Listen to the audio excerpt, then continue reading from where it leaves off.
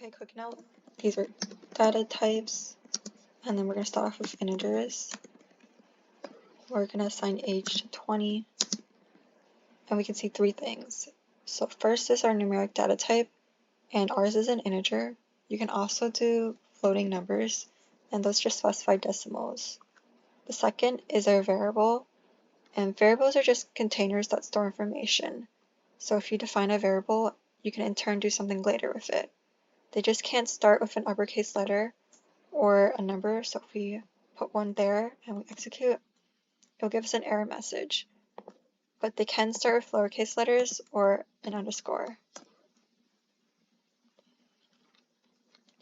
You can also assign values to these variables using the equal operator.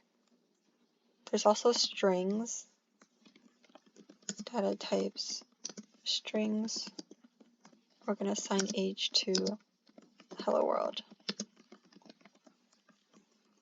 So values can be numbers like 20.5 or strings like hello world. And you can also display multiple values using these variables. So if we do name as a variable and then Tina as a value, another one lives, and one more.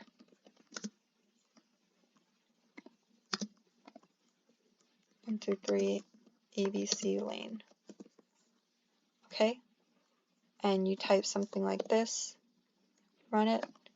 Oh, if you want to add spacing in between so you can read it properly, you can add spaces right before the quotation mark or after it. Or you can put a string and then add a space in between, and it'll give you the same effect.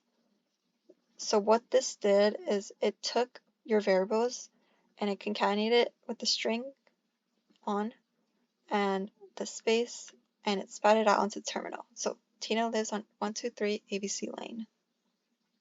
Booleans are also a data type that returns true or false. So for strings, pretty much any string is true except empty ones. So we'll make an empty string, turn out false. And then for numbers, any is true except 0.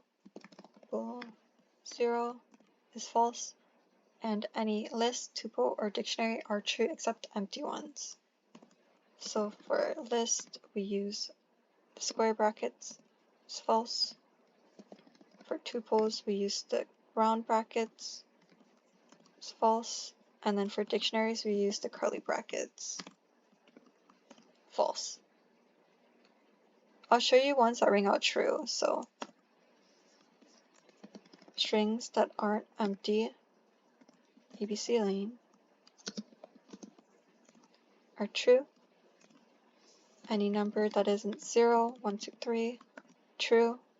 And any list, tuple, or dictionary that aren't empty.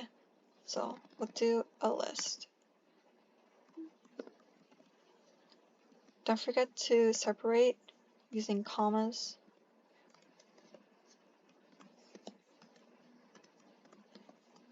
And it's true.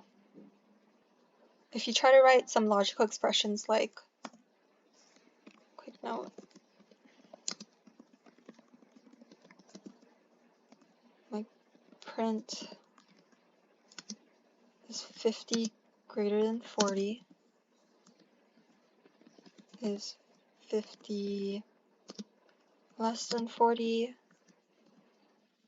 or is 50 equal to 40? What do you think will return for each? Well, for 50 is greater than 40, that's true, but 50 is not less than 40, so it's false. And 50 is definitely not equal to 40, so that is also false. Now for bool and bool, and also let's do a number. Okay, so important to note that these should all return false, because even though bool and bool are the same letters, they don't register as the same characters. And similar to the 5s below that, 5 is stored as a data type, but for the second one, this is registered as a string. Okay, logical operators.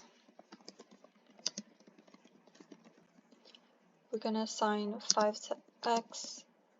We're going to do 1 is greater than x and 10 is greater than x. Copy this to save time. Change this to OR and add not. Okay, so Booleans and logical expressions are used to combine with these logical operators, and, or, and not. If you take a look at the following statements, they're pretty self-explanatory. So for the first one, and will return true if both logical expressions return true, which this one shouldn't since x is equal to 5 and 5 is greater than 1. And even though 5 is less than 10, since this and requires both of these to be true, then this should be false. Similarly to or, this one should return true because we already know that this one is not true, but this one is true. But since or only requires one of them to be true, then this will be true. And lastly, for not, it's basically in reverse. So whatever the statement returns, it makes it opposite. So x is not less than 1, so this is false. But since this is true, x is less than 10. Since this AND operator needs both expressions to be true, this is false, but the NOT operator will make this true.